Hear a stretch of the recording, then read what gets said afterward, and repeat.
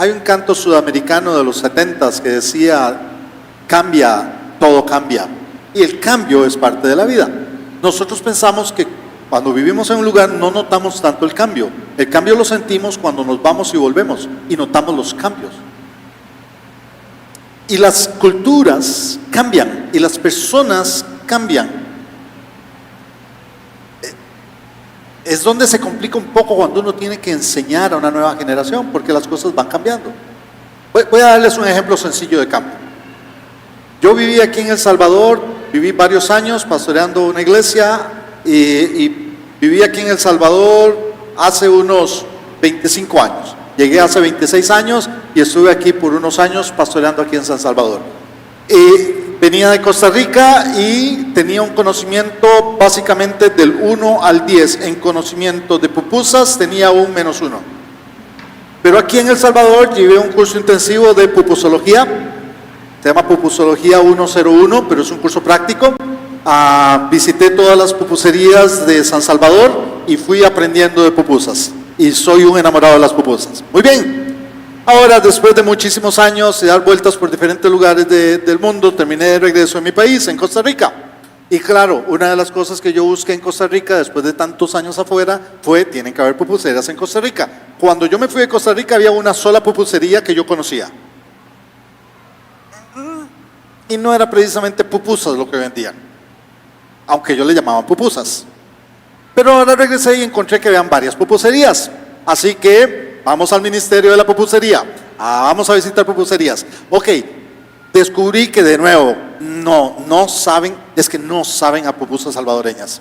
Se parecen hasta que encontré una pupusería. Al fin encontré una pupusería que yo dije, aquí estoy en una pupusería en Planes de Renderos. Aquí estoy, es una pupusería riquísima. Es una familia salvadoreña joven, claro, a la edad mía ya yo veo a todas las parejas jóvenes, es una pareja joven como de 40 años, que tiene su pupusería en la casa. Empezaron en la casa y están haciendo las pupusas y por casualidad me di cuenta, está como a 5 minutos de mi casa, en un barrio un poquito difícil en San José, de esos donde estoy comiendo la pupusa, pero viendo el carro por aquello de las dudas, y llegué a ver cómo estaba. Primera vez que llegaba, ya me identifiqué, mire, sí, y veo el cartel y ya veo y digo, ya empezamos mal. Pupusas mixtas. Y yo le dije a la señora, disculpe, ¿qué son pupusas mixtas? Y me dice, bueno, esas traen chicharrón, frijol. Revueltas. En Costa Rica les llaman mixtas. No pida revueltas, nadie le va a entender. Y yo empecé a decir, benditos ticos, me caen mal.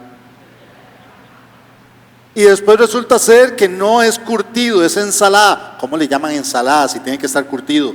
Pero bueno, eso no fue todo. Ya me traen las 2 pupusas que pedí, siempre compro 4. Ustedes saben, la regla de las pupusas es que uno compra 4. 2 para comer y 2 para llevar el desayuno del día siguiente. Esa es la regla. Así que pedí mis 4 pupusas, 2 me trajeron. Ok, me ponen las 2 pupusas y en eso vino, es que me ofendió. Me ponen las pupusas y me ponen un cuchillo y un tenedor a la par. Y yo me quedé viendo eso, volví a ver a la señora, volví a ver eso, volví a ver a la señora y le hablé sin palabras en el mejor salvadoreño en que yo podía hablarle, porque me quedé viéndola, vi el cuchillo del tenedor y le hice así. Y ella me entendió. Y me dijo, disculpe, es que aquí todo el mundo come con cuchillo y tenedor las pupusas. Y yo dije, de verdad es que me caen mal. La pupusa se come con 3 dedos, para eso Dios nos dio 3 dedos y nos dejó hasta 2 para limpiarnos después. 3 dedos. Pero resulta ser que vuelvo a El Salvador 25 años después de mi curso de pupusas y me encuentro un montón de salvadoreños que comen las pupusas con cuchillo y tenedor. Y yo dije, ¿qué pasó con los salvadoreños? ¿Por qué? Porque las culturas cambian.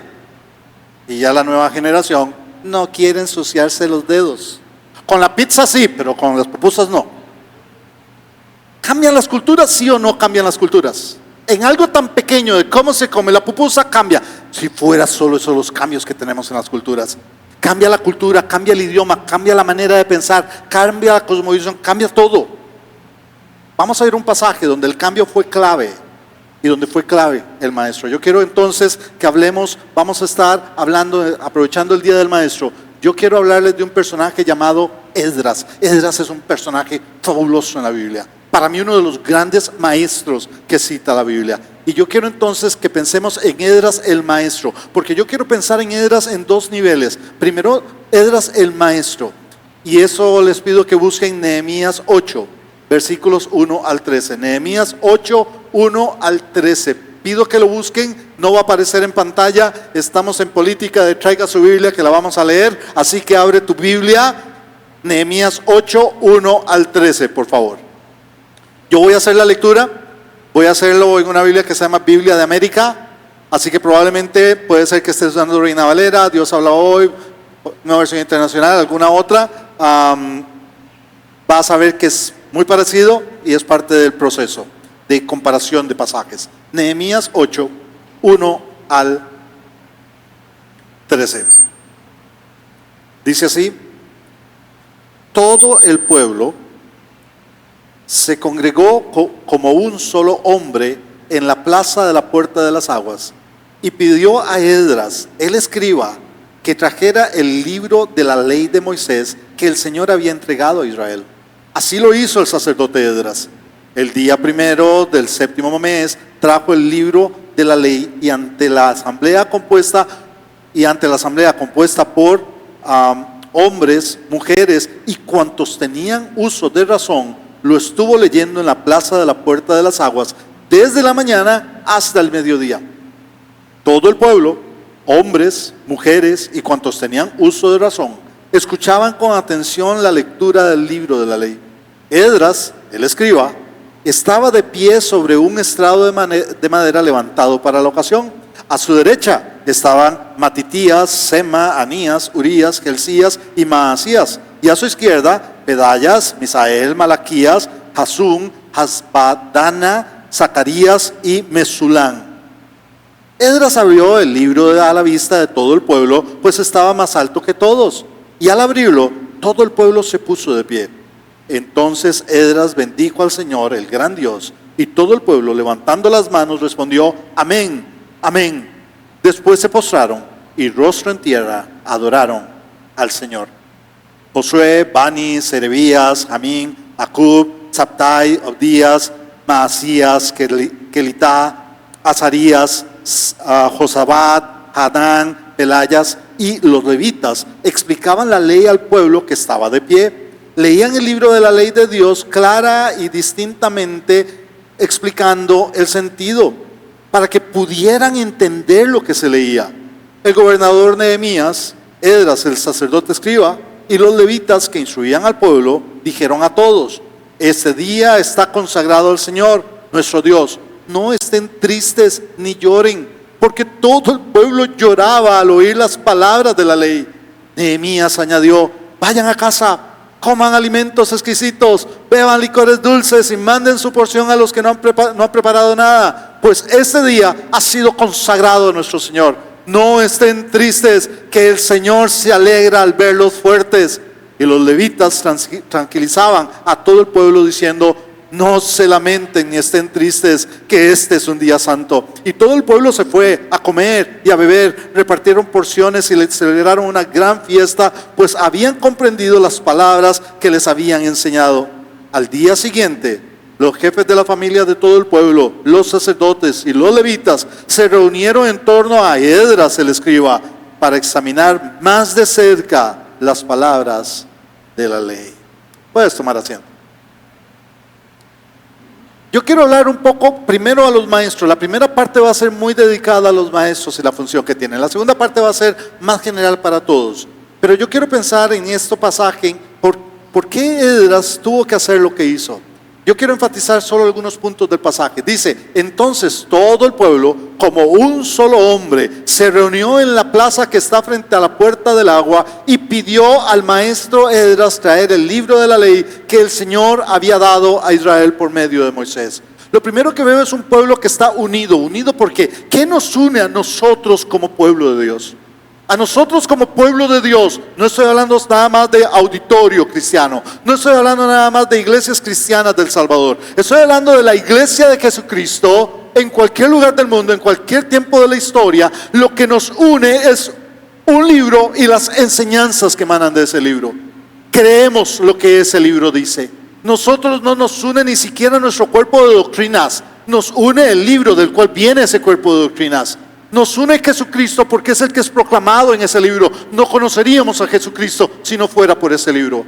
Es el libro que Dios nos ha dejado como pueblo. Sigue siendo el libro. Por eso duele que cada vez más en la iglesia cristiana se está predicando menos la palabra de Dios. Me encanta como un pastor invitado, que estoy aquí solo por unos 4 meses, ya me quedan solo como 3 con ustedes. Me encanta como invitado llegar a esta iglesia y ver que hay un deseo de volvamos a la palabra, vamos a leer la palabra en la iglesia. Nada de que todo va a aparecer ahí, está en la palabra, léela en la casa, léela acá.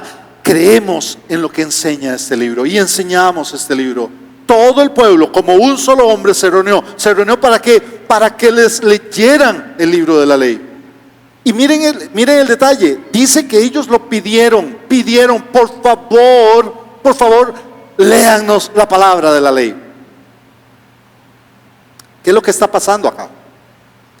Es que tengo que ubicar a Esdras en el contexto histórico. Resulta ser que 70 años antes Nabucodonosor había destruido el templo de Jerusalén y los israelitas habían salido al exilio y se fueron a dar allá a la tierra de Babilonia. Hubo una porción del pueblo que quedó ahí en Judá, alrededor de una Jerusalén destruida, muros destruidos, templo destruido, todo destruido, y quedaron ahí y empezaron a tener mucho contacto y mucha relación con los pueblos alrededor, que eran medios primos de ellos, y empezaron a cambiar muchas cosas en su cultura, en su costumbre, pero perdieron algo que estaba en el templo, y el templo fue destruido. Perdieron la ley, ya no estaba ahí. El grupo que se fue y terminó en Babilonia, terminó en el exilio, pero a diferencia de otros imperios, los babilonios, ellos respetaban que el pueblo siguiera teniendo su identidad cultural. Eran esclavos de los babilonios, pero les permitían reunirse. Grupos pequeños, pero les permitían reunirse. Es donde nace una figura que para los judíos existe hasta hoy. En el exilio en Babilonia nace la sinagoga. ¿Sabes qué es la sinagoga? La gente siempre iba al templo, todo el mundo iba al templo, pero cuando el templo fue destruido y no está Jerusalén, ¿dónde nos vamos a reunir? Se reunían en pequeños grupos de 10 hombres. 10 hombres era el requisito para formar una sinagoga. ¿Se acuerdan cuando Jesús entró y dice que le dieron la ley y la leyó y dijo, hoy se ha cumplido esta palabra delante de ustedes? Estaba en una sinagoga, eran los hombres reunidos y ¿saben lo que hacían? Leer la ley. Entonces ellos tienen 70 años de que no están en el templo. Los que estaban en el exilio tenían la ley, pero los que quedaron en Judá no la tenían. Y la perdieron, dejaron de oírla. Tenían 70 años de no escuchar la ley. Y de un momento a otro viene gente trayendo copias de la ley y ellos les dicen, por favor, léanos la ley. Yo no sé si usted ha vivido en el exterior. Ya yo perdí la cuenta de cuántas veces he estado fuera de mi país viviendo. Y una de las cosas es que cuando uno oye algo de su país, uno vive, miren, cualquiera que tenga familiares allá en Estados Unidos o cualquiera de acá que vivió un tiempo en Estados Unidos sabe lo que se siente cuando oyen el himno nacional de su país. Hasta te pones a llorar. Dice, si es el himno nacional, yo no lloro cuando uno está afuera, todo lo nacional es tan especial para uno. Para ellos, que hayan llegado gente trayendo la ley y le dicen, por favor, léannos. ¿Cuánto? Miren, ese es el paraíso de los predicadores. Léannos. Hace unos años me invitaron a predicar en Nicaragua. Los jóvenes de las iglesias allá centroamericanas de Nicaragua tenían un campamento donde iban a llegar jóvenes de todo el país. Y llegaron, el campamento estaba a reventar, pero a reventar. De muchachos, todos muchachos de pueblos, de provincia, lindos, chicos, estaban ahí. Y me habían pedido que preparara 5 predicaciones. preparé 5 predicaciones, jueves en la noche, 3 predicaciones el viernes, una mañana, tarde y noche, y otra para el sábado en la mañana, donde ya ellos tenían que regresar para estar ya el domingo en sus iglesias. Perfecto, yo llegué con las 5 predicaciones. Ahora, yo he predicado en lugares donde la gente me dice, mire hermano, no, vea, vamos a tener retiro 3 días, un par de predicaciones, y por favor que sea unos 20 minutos cada una. Está bien, dele bien. No, ellos me dieron 5 y lo que usted quiera de tiempo, hermano. Eso es un predicador. Pero me iba a controlar. Dile, preparé las predicaciones. Llego el viernes empezábamos con el culto, el primer culto 7 de la noche, a la cena a las 6, culto a las 7. Pero yo llegué como a las 3 de la tarde y hacia las 5 se me acercan los líderes del ministerio juvenil, los que me habían invitado, me dicen, hermano, ya en realidad están todos aquí en el campamento, ¿puede darnos una predicación a las 5? Ok, la de las 7, no, denos una a las 5 y después nos da la de las 7.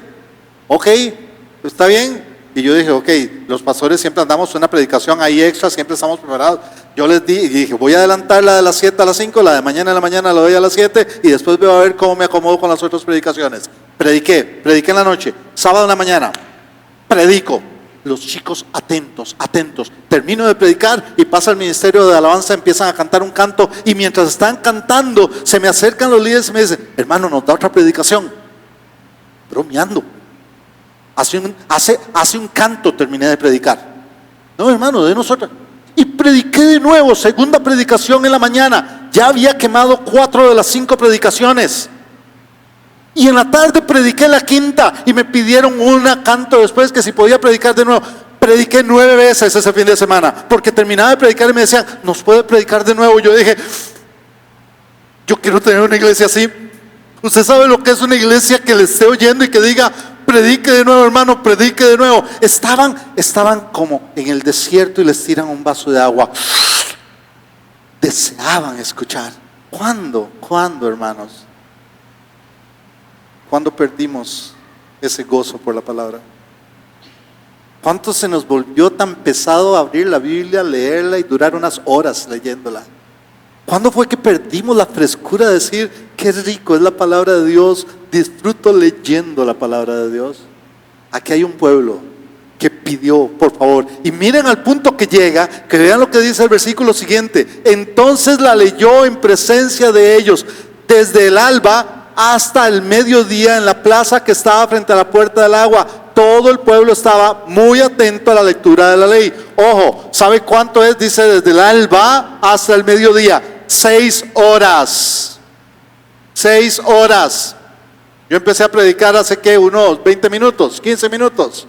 Bueno, todavía nos quedan 5 horas y 45 minutos. Prepárese, hermano. 6 horas leyendo la Biblia. Y todo el pueblo ni se movía. Estaba atento. Estaban deseando más palabra. Sigue, Esdras. No, ya me cansé. Sigue, Esdras. Sigue, pero ya llevamos 3 horas. Sigue, Esdras. Estamos emocionados, disfrutando. ¿Cuándo perdiste la emoción por la palabra?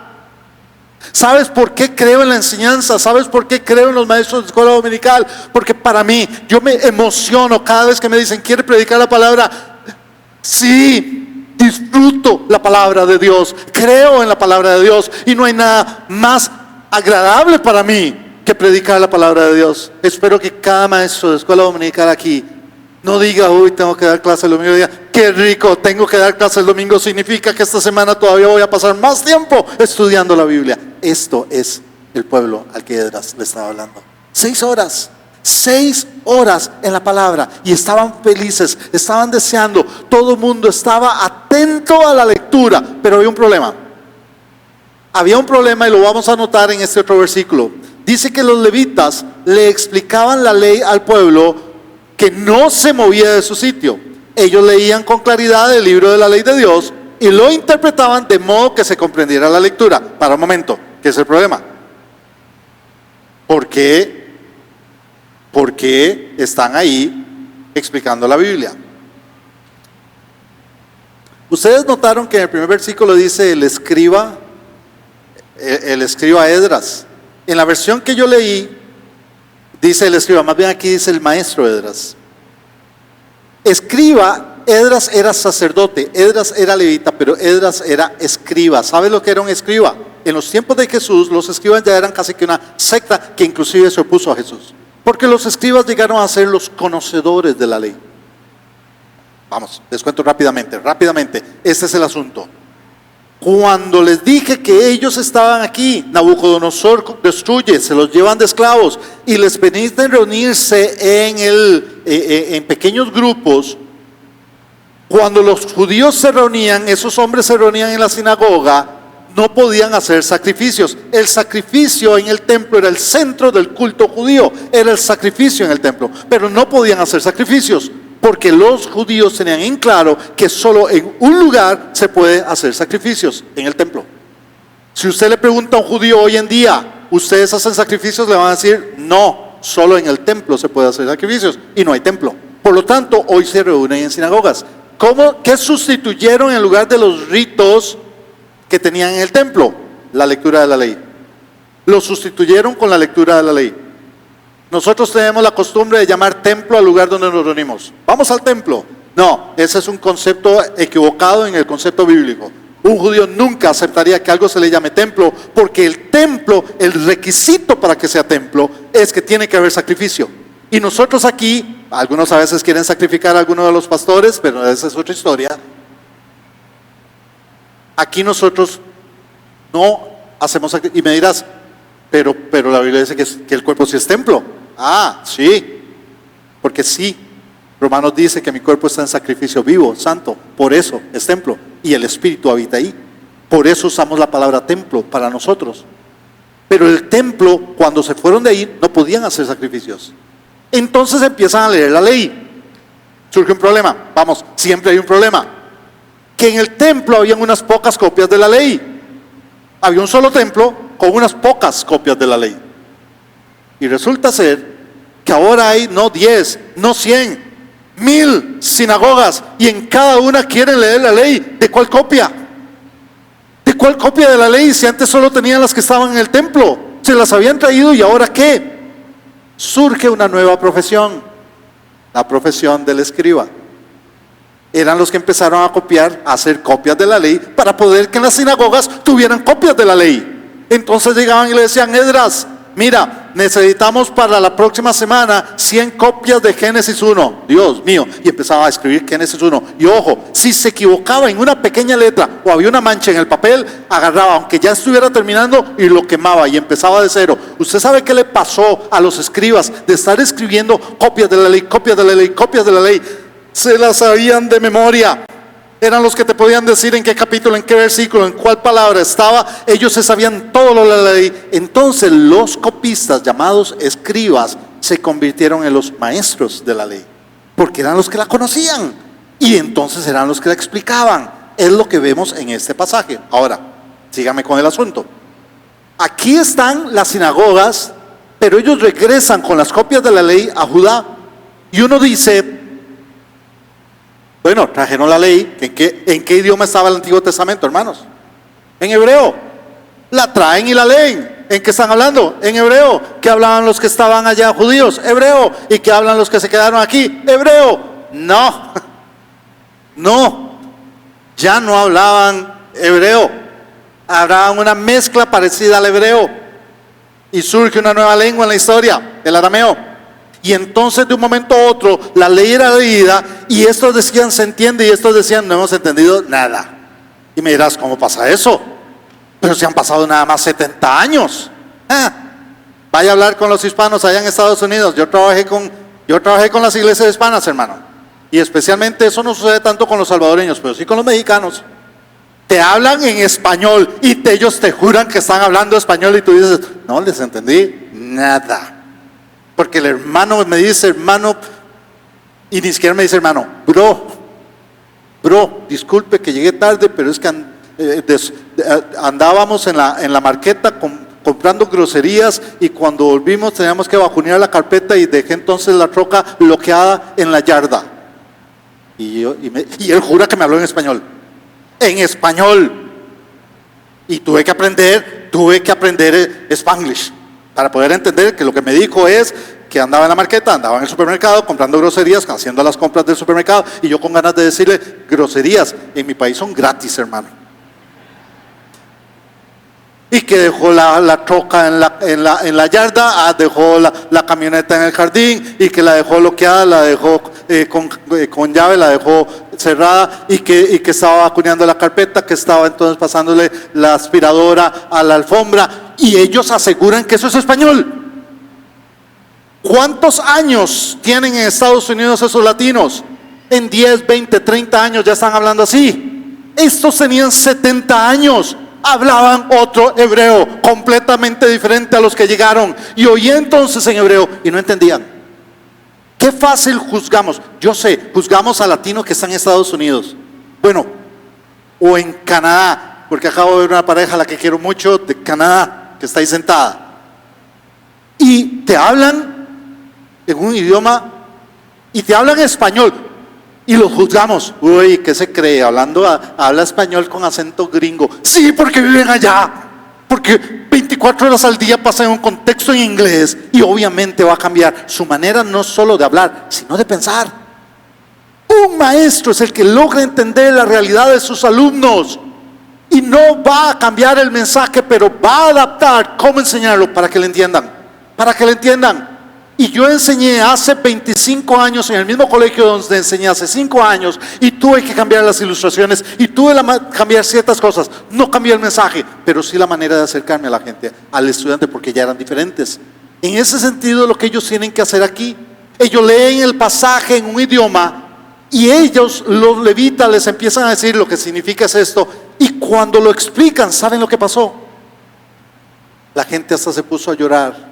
Y termina diciendo que después estaban felices. ¿Y sabes cómo termina el pasaje? Diciendo que estaban felices porque habían entendido lo que se les estaba enseñando. Yo creo que cualquier maestro de escuela dominical que está aquí sentado, y cualquier hermano que le toque enseñar o predicar, si algo me frustra a mí como predicador, es que alguien al final del culto me lo llegue a dar como un cumplido. Hermano, qué mensaje más profundo el que nos dio. Y yo por dentro pienso, significa que no me entendieron nada. Yo no quiero dar mensajes profundos. Yo quiero que la gente entienda. El propósito de la predicación y la enseñanza es que la gente entienda. Desde el niño, ahí dice que los que ya tenían uso de razón, desde un niño que ya tiene uso de razón, hasta el más viejito de los viejitos, que pueda entender lo que yo estoy explicando de la palabra. No diluyo el mensaje, nunca voy a diluir el mensaje. Jesucristo es el Señor, Jesucristo murió y resucitó por nosotros. Solo hay salvación en Jesucristo, ascendió y volverá. El mensaje no lo voy a cambiar.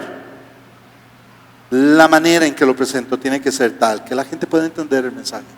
Maestros de escuela dominical, la gran bendición que ustedes tienen es que no importa qué edad tienen tus alumnos, entiendan el mensaje de este libro como lo hicieron en los tiempos de Esdras. Pero yo quiero agregar algo de Esdras, porque tenemos a Esdras el maestro, pero también tengo a Esdras la persona. Y aquí ya no es solamente estoy hablando a todos los maestros, estoy hablando a todos los que estamos acá, porque creo que lo que Esdras hizo aquí lo deberíamos hacer todos. Voy a ir a un pasaje en Esdras 7, 9 al 10, este sí lo voy a poner aquí en pantalla, y dice Esdras 7, 9 al 10, voy a leer el versículo 9 primero. Dice, el primer día del mes, miren que leímos en Nehemías, Esdras y Nehemías vivieron al mismo tiempo, fueron compañeros de trabajo, Nehemías en la parte política, Esdras en la parte espiritual. Entonces ahora es la versión de Esdras, de lo que sucedió en su viaje.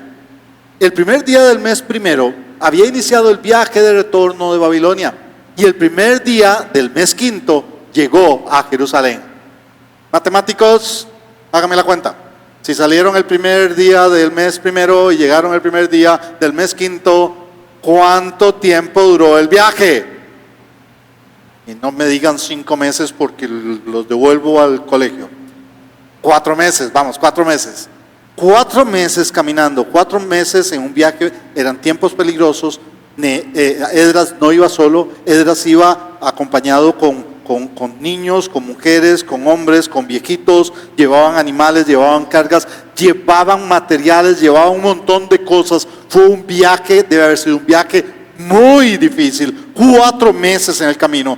Pero me encanta lo que dice ahí, dice que después de 4 meses Llegaron ahí y dice la razón, dice, pues la bondadosa mano de su Dios estaba con él. Me encanta eso. Oiga, si usted cree que hablé con los de alabanza de que usaran el canto que se usó al final, ellos pueden decirle, no sabíamos que se iba a usar esto.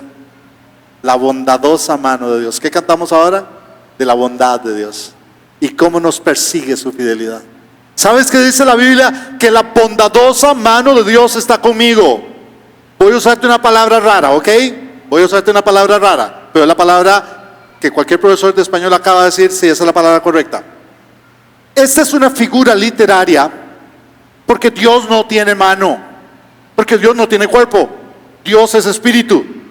Dios es espíritu. Entonces, ¿cómo es posible que me hable de la mano de Dios? Esa figura se llama antropomorfismo. Ese es el término en español, antropomorfismo. Antropos, hombre, morfos, forma. Darle a Dios forma humana para explicar una verdad acerca de Él. Entonces, Dios no tiene mano. Si yo tomo literal esto, tendría que decir que también tiene plumas y alas.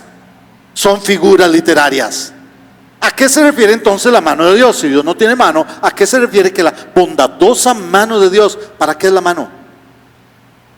La mano provee, la mano acaricia, la mano protege y a veces hasta protege. La mano es la mano de Dios. Lo que está diciendo es, la mano de Dios, el poder de Dios, la fidelidad de Dios, la provisión de Dios, todo lo que es Dios estaba con nosotros. ¿Y sabes qué? ¿Sabes qué dice Jesús en Juan capítulo 10? Que yo estoy en la mano del Padre y estoy en la mano de Él. ¿Y quién me saca de ahí? ¿Quién me saca de ahí? La bondadosa mano de Dios los protegió en todo el camino. ¿Sabes quién te protegió esta semana? La bondadosa mano de Dios. ¿Sabes que anduviste en la carretera en estos días y sabes quién te protegió? La bondadosa mano de Dios. ¿Sabes por qué en los momentos más difíciles de tu vida, cuando estás llorando, sin embargo sientes algo que te sostiene? Es porque te estás sosteniendo y protegiendo la bondadosa mano de Dios. ¿Sabes por qué cuando las cosas van mal, yo sé que tarde o temprano van a ir bien? Porque estoy bajo la poderosa mano de Dios, la bondadosa mano de Dios. A veces las cosas se nos complican y tratamos de solucionarlas por nosotros mismos, olvidándonos que la bondad de Dios está ahí, que yo lo que tengo que recurrir es a Él y decirle, Señor, tu mano bondadosa está conmigo. ¿Por qué me voy a abatir? ¿Por qué me voy a caer en ansiedad? Tendré que descansar en ti. Estoy descansando no en la mano de Dios, en la bondadosa mano de Dios. El fin de semana pasado me escapé, hermanos, lo confieso, no vine a la iglesia. Fui a la iglesia, no me pedreen, sí fui a una iglesia. No fui a predicar, fui nada más para llegar al culto. El pastor me reconoció que yo era pastor y una vez me dijo, ¿y listo para predicar, pastor? Y yo con gusto, pero yo quería oír palabra. No, hermano, vine a oírlo usted. Y me senté allá en Ataco. Fui a Apaneca, hermanos, me quedé el fin de semana, me fui viernes y volví martes. Allá estaba en Apaneca. Yo ya le dije al pastor Germán, conseguíme una iglesia en Ataco, en Apaneca, y yo me voy a vivir ahí.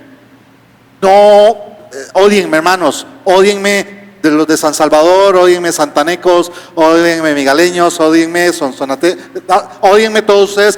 No he conocido el lugar más lindo para ir a vivir que Apaneca. Me voy a Apaneca. Y buena gente los de Apaneca. Hice amistad con el panadero que le dicen Tico.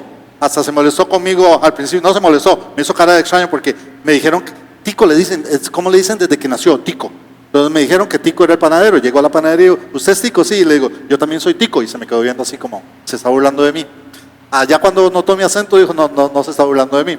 Pero él no es Tico, simplemente le dicen Tico. Pero ahí con Tico, en Apaneca, si van a Apaneca, vayan a la panadería de Tico, es buenísima. Tico me contó que la hija tenía, a los 100 metros, tenía un negocio de venta de artesanías. Y dije, voy a ver artesanías salvadoreñas. Así que me fui a donde ella, a Isabel Chabeli. Y ahora ya llego y te empiezo a ver. Y en eso vi algo que me llamó la atención. Y dije, quisiera comprar esto.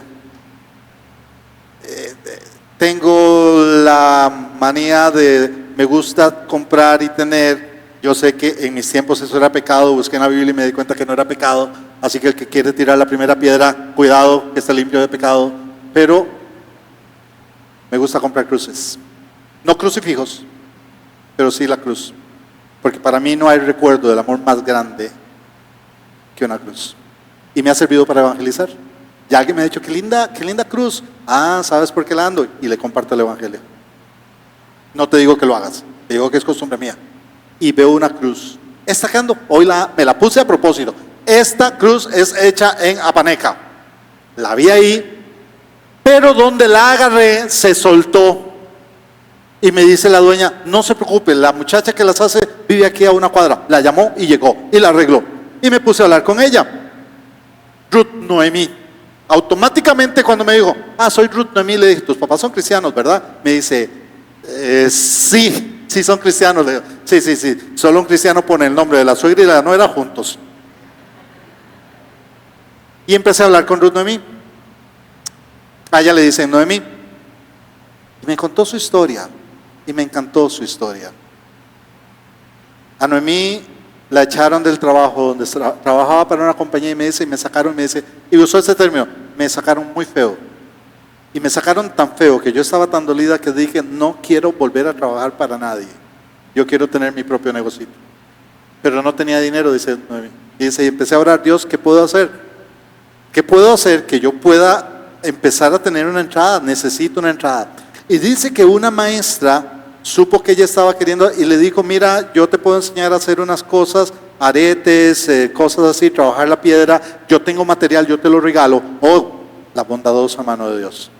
Y dice que ella empezó a trabajar en su casa haciendo cosas como esta. Paréntesis, cuando vayan a Paneca, buscan donde Tico y a los 100 metros van y le compran algo a Noemí, ¿ok? Y resulta ser que dice Noemí que entonces ella dijo, ¿y ahora cómo lo vendo? Entonces agarró una manta que tenía en la casa y se fue a la acera de la calle principal que pasa ahí por Apaneca. No sé si era la 8, pero pasa por ahí. Y ahí puso la manta con todas sus cosas, sus cositas, y empezó a vender. Paraba gente y le compraba. Pero en eso salió el dueño del negocio, un hotel de ahí de Apaneca, y le dijo, aquí no puedes vender, lo cual no era cierto. Vamos, estaba en lugar público, no la podían sacar de ahí, por lo menos no el dueño, pero le dijo, aquí no puedes estar. Y ella dice que ella dijo, tenía todo el derecho. Le soy honesto, me conozco, yo hubiera empezado a pelear con el dueño. Yo le hubiera dicho, pues no, yo estoy en un lugar público, usted no tiene derecho a que me saquen de acá, yo aquí me quedo. Yo hubiera peleado, conozco mi carne. Pero ella decidió, Dios, me vas a bendecir donde quiera que yo esté. Ya le habían dado una mesita, es que ya tenía una mesita que le habían dado. Agarró la mesita con sus cosas y se fue a otra calle de menos movimiento y puso ahí su mesita y siguió vendiendo, confiando en que Dios prosperara su negocito. En eso, Chabeli, la dueña del local que les dije de artesanías, se le va a su empleada, la muchacha que vendía entre semana. Miren, y uno dice, ¿qué casualidades? No, Dios no tiene casualidades. Dios tiene una mano bondadosa. Resulta ser que la hermana de Noemí era la maestra de la hija de Chabeli. Y Chabeli le dijo, ¿tu hermana qué está haciendo? No, fíjese que está vendiendo, está haciendo sus cositas, y le va contando, fíjese que estaba vendiendo allá y la sacaron y dice, decile a tu hermana que venga. Y entonces Noemí se fue al negocio y le dice, mira, necesito a alguien que me trabaje de lunes a viernes vendiendo acá. Trabaja para mí, yo te pago como vendedora de mi tienda, pero ¿ves esa pared al fondo? Ahí puedes poner tus cosas y venderlas como ganancia tuya. Oh, ahora tenía no solo un trabajo, sino que tenía donde poner sus cosas a la venta, que fue donde yo vi esto. Pero la historia no terminó ahí. Resulta ser que la dueña que la contrata es muy amiga, ¿saben de quién? De la esposa del dueño del hotel. Y habló con ella y le contó lo que había pasado y la esposa le dijo, decirle a Noemí que venga. Y Noemí fue donde la señora a tomarse un cafecito y le dijo, ¿saben qué? Me dice Noemí, si yo me hubiera puesto a pelear, si me hubiera puesto a ponerlo en su lugar, hubieran dicho, no, ella hasta me insultó, me trató mal, no quiero nada con ella. Pero no lo hizo. Ella confió en Dios. ¿Y sabes qué? en este momento Noemí tiene un trabajo de lunes a viernes con una pared llena de todas las cosas que ella hace y vende, y tiene un puesto no frente al hotel. Dentro del hotel le permitieron poner su venta de cosas. ¿Sabes por qué? Porque la bondadosa mano de Dios estaba con ella. ¿Sabes quién está contigo? La bondadosa mano de Dios. Pero ¿sabes por qué? Y con eso ya voy a ir cerrando. Porque dice, la bondadosa mano de Dios estaba con él. ¿Por qué? ¿Por qué? ¿Por qué? ¿Por qué? ¿Por qué Esdras hizo el viaje tan complicado? ¿Por qué Esdras decidió dejar su comodidad allá y se fue para Jerusalén que estaba destruida? ¿Por qué Dios cuidó a Esdras en el camino? Porque Esdras había preparado su corazón para escudriñar la ley de Jehová y para cumplirla, a fin de enseñar a Israel los estatutos y los decretos. Número 1, Esdras había preparado su corazón. Él anhelaba conocer la ley de Dios. Él anhelaba estudiar este libro, comérselo, sabérselo de memoria, todos los detalles de la palabra. Pero no solo quería leerlo, dice que había preparado su corazón. ¿Para qué? Para escudriñar. ¿Qué es escudriñar? Te voy a decir qué es escudriñar. Escudriñar es buscar en la palabra de Dios en modo mamá, no en modo hijo. Porque yo me acuerdo cuando mi mamá me decía: Gustavo, ve a buscar una llave que está en la gaveta del mueble que está en el comedor. Y yo volvía diciéndole: no la encontré. Entonces yo veía a mami que decía: y las mamás siempre lo encuentran. Las mamás siempre encuentran todo. Y venía el discurso típico de la mamá: es que no saben buscar, es que no saben buscar. Y es cierto, no sabemos buscar. Por eso les digo, en la Biblia, yo no quiero ir como modo hijo, yo quiero ir como modo mamá. Escudriñar. Escudriñar es desarmar, irme a los detalles, buscar los detalles. Voy a hacer un paréntesis comercial en media predicación. Va bien en el cierre de la predicación. Eso es lo que vamos a aprender a hacer a partir de mañana. Si vienes al taller que voy a dar lunes, 4 lunes seguidos a partir de mañana, 2 horas cada lunes. Si vienes aquí al auditorio, solo $10, no 20, 10, más barato ni en el chino. $10 que te incluye hasta algo de comer y el material que ya está preparado en una carpeta. Si no te has inscrito, hazlo hoy mismo. Allá afuera van a estar gente inscribiendo para el taller que empezamos mañana. Ya tenemos un buen grupo, ya tenemos 60. Estamos preparados para más. Porque lo que vamos a aprender es a escudriñar, no solo a leer. ¿Qué herramientas tienes para sacar detalles que tú dices: ¿cómo el pastor llegó ahí? Tú también puedes llegar. Queremos darte las herramientas. Escudriñar. Leía pero escudriñaba, buscaba los detalles, dice, y para cumplirla. Porque no se trata solo de saber la Biblia, vivo la Biblia. ¿A fin de qué? A fin de enseñar. A fin de enseñar a Israel los estatutos y los decretos de Dios. Maestros de escuela dominical, empiezo con ustedes, pero no voy a quedarme con ustedes. Tienes que ser alguien que escudriña la palabra de Dios. Yo no te pido que seas experto en idiomas originales, olvídate de eso. Basta con que ames la palabra y la leas en español, pero que la escudriñes. Que no te conformes, que no te pongas a leer lo que comentaristas dijeron, que estudies, escudriñes, pases horas en la palabra, buscando los detalles de la palabra. La Biblia se interpreta a sí misma. Dios te va a dar luz para entender la palabra. La escudriñas, pasas horas trabajando en la palabra y entonces la practicas, porque de nada me sirve predicar si no estoy dispuesto a vivir lo que predico. Y una vez que puedo decir, la escudriñado, y no soy perfecto, pero trato de cumplirla, voy a estar preparado para pararme delante de esos estudiantes y decir: así dice la palabra de Dios, y voy a explicárselas de tal manera que ellos la entiendan. Pero quiero ir más allá de los maestros, porque aquí estoy viendo esto lleno de maestros. Porque querido papá, tú eres maestro, mamá, tú eres maestra, abuela, tú eres maestra, tío, tía, ustedes son maestros.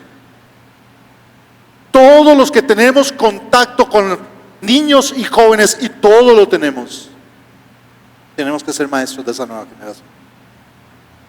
Que tus hijos no tienen que aprender el evangelio en la iglesia, sino en su casa.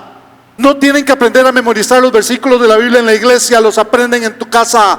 No aprenden el orden de los libros de la Biblia en la iglesia, los aprenden en tu casa. No aprenden cómo leer la Biblia en la iglesia, lo aprenden en tu casa. Que nosotros somos los primeros en asegurarnos que la nueva generación escudriñe, viva y enseñe lo que la palabra de Dios dice.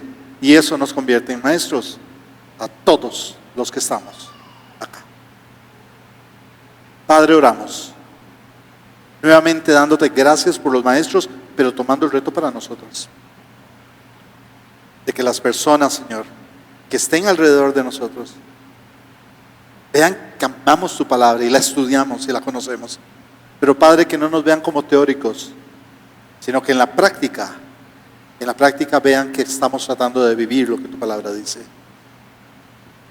Y danos también palabra sabia para compartir esa palabra a otros y que la entiendan, Padre, que la entiendan, para que los toques y lloren de dolor por su pecado, pero después se alegren por tu salvación. Padre, usa a cada miembro de auditorio como maestros de tu palabra, donde quiera que estemos. Te bendecimos y te damos gracias. Te bendecimos y te damos gracias. En el nombre de Jesús. Amén. Que Dios los bendiga, especialmente maestros, que Dios los bendiga.